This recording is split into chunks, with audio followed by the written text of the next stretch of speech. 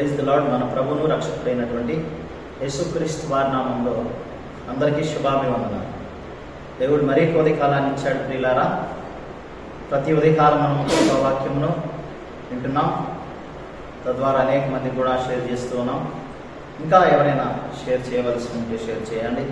Subscribe చేయవలసి ఉన్నారు ఎవరైనా కూడా సబ్స్క్రైబ్ చేయమని వారికి ప్రోత్సాహపరచండి ప్రియులారా. ఇది వాక్యం మన జీవితాలను బ్రతికిస్తుంది, మనం బలపరుస్తుంది. కాబట్టి ఆ వాక్యాన్ని మనము అనేక మందికి షేర్ చేయడం ద్వారా మనకు కూడా గొప్ప ప్రతిఫలం అనేది కలుగుతుంది. ఈ సమయంలో దేవుని వాక్యాన్ని ధ్యానించుకున్నాం.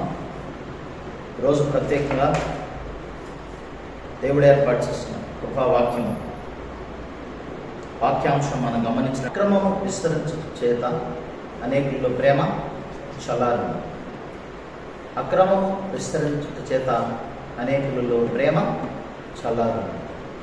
ప్రియమైన దేవుని బిడ్డలారా, మత్తయి సువార్త 24వ అధ్యాయము 12వ వచనంలో ఈ మాట స్పష్టంగా రాయబడింది. అక్రమం విస్తరించుట చేత అనేకుల ప్రేమ చల్లారు. ఇక్కడ అక్రమము అంటే ఏంది? అక్రమము అంటే క్రమము లేనిది. క్రమం అంటే ఏంది? దేవుడు ఒక పద్ధతిని ఏర్పాటు చేశాడు. ఆ పద్ధతిలో నిలిచి ఉండటమే క్రమం. ఏమంటే దేవుడు చాలా ఉన్నతమైన గొప్ప మనసు కలిగినాడు. మనకి ప్రతి మనిషికి కూడా దేవుడు ఎంత గొప్పవాడు అంటే, ఒక మాట చెప్పాలంటే ఫ్రీ విల్ ఇచ్చాడు. అంటే ఫ్రీ విల్ అంటే ఏంటి? మనం ఇష్టం వచ్చినట్లు బ్రతకవచ్చు, కానీ దాన్ని బట్టి మనకి కీడు జరిగితే అది మనమే తీర్పు తీసుకోవచ్చు. మనం మంచి చేస్తే మనకు మంచి మేలు జరుగుతుంది. అట్లా ప్రతి మనిషికి కూడా మొట్టమొదట ఆదాము చేసినప్పుడు ఆదాము కూడా ఫ్రీ విల్ ఇచ్చాడు. ఒకే ఒక్క విషయం, ఒక వృక్షంలో ఆ మంచి చెడ్డలు తెలివినిచ్చే వృక్ష ఫలమది, అది తినొద్దని ఒకే మాట అన్నాడు. ఒక చిన్న ఆజ్ఞ అది తప్పుకోవడం చేత ఏమైంది? లోకంలో పాపం వచ్చింది, పాపం ద్వారా మరణం వచ్చింది, మరణం ద్వారా మనిషికి నరకం సంప్రాప్తమైంది. కాబట్టి ప్రియమైన దేవుని బిడ్డలారా, ఏ రీతిగా ఇన్ని పొందించుకున్నాడు మనిషి మనం గమనిస్తాం. ఈ 24వ అధ్యాయంలో అంత్యదినాల్లో జరగబోయేటటువంటి విపరీతమైనటువంటి పరిణామాల గురించి మాట్లాడుతూ ఉన్నాడు. ఏం జరుగుతుంటుంది? జనాల మీద జనాలు లేస్తారు, రాజ్యాల మీద రాజ్యం లేస్తారు, ప్రేమ అనేది ఉండదు, యుద్ధాలు జరుగుతాయి, స్వార్థం ఎక్కువయ్యేస్తారు. ఇలాంటివి జరుగుతున్నాయి అని అక్కడ తెలియజేస్తూ ఉన్నాడు. ఆ క్రమంలో ఈ మాట తెలియజేస్తున్నాడు. మనం పాత నిబంధనలు చూసుకున్నట్టయితే ప్రియమైన దేవుని బిడ్డలారా, నోవహు టైంలో వారు ఇష్టం వచ్చినట్లు బ్రతికారు, ఇష్టం వచ్చినట్లు జీవించారు. వారు ఏం చేశారు? కాలయాపన చేశారు, దేవునికి వ్యతిరేకంగా నడిచారు. నోవహు వెళ్ళి సువార్త చెప్తున్నా కానీ ఎవరు పట్టించుకోలేదు. అందుకే ఆ దేవుడు అంటాడు, మనుష్య కుమారుని దినాల్లో కూడా నోవహు దినాలు ఏ విధంగా జరిగినాయో, పెళ్లి చేసుకోవచ్చు, పెళ్లికి ఇవ్వచ్చు, ఇల్లు కట్టుకోవచ్చు, మరి ఇవన్నీ జరుగుతూ ఉన్నాయి. ఇవి చేయటం తప్పు కాదని కాదు, కానీ దేవుణ్ణి విడిచిపెట్టేసి దేవుణ్ణి పట్టించుకోకుండా వాటి మీదే ఉండటం అనేది పొరపాటు. కాబట్టి ఇప్పుడు మేము దేవుడు ఆ క్రమంలో ఏమవుతుందంటే మనిషికి అక్రమం వచ్చేస్తుంది. వేరే వ్యక్తి మీద మనము దౌర్జన్యం చేయాల్సిన పరిస్థితులు ఉంటాయి. ఆస్తుల విషయంలో కానీ, పేరు ప్రఖ్యాతుల విషయంలో కానీ, అధికారం విషయంలో కానీ దౌర్జన్యాలు జరుగుతూ ఉంటాయి. అదే అక్రమం.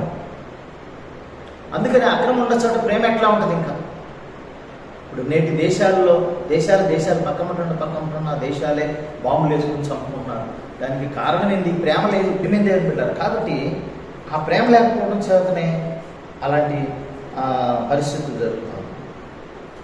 ఈ అక్రమం అనేది ఏంటి? అసలు దుర్నీతి కానీ, సిగ్గుమాలితనం, ఇంకా మరి లైంగిక వైపరీత్యాలు, వ్యభిచారం, జారత్వం, అశ్లీల చిత్రాలు, మాదక ద్రవ్యాలు, పోకిరి సంగీతం, కామ వికారం, ఇవన్నీ కూడా మనుషుల్లో పట్టేసేసి యవనస్తులు చనిపోతూ ఉన్నారు. నైట్ క్లబ్లు అని వాటి, అది అక్రమం. అలాంటి పరిస్థితుల్లో మనము లోతు టైంలో కూడా చూస్తాం. కామవంచంతో స్వలింగ సంపర్కం కానీ, స్త్రీలతో స్త్రీలు, కామకేలి అని, ఇంకా చాలా విషయాలు మనం అట్లా భయంకరమైన పరిస్థితులు ఆ రోజుల్లోనే జరిగాయి. మనం ఈ రోజుల్లోనే అనుకుంటున్నాం.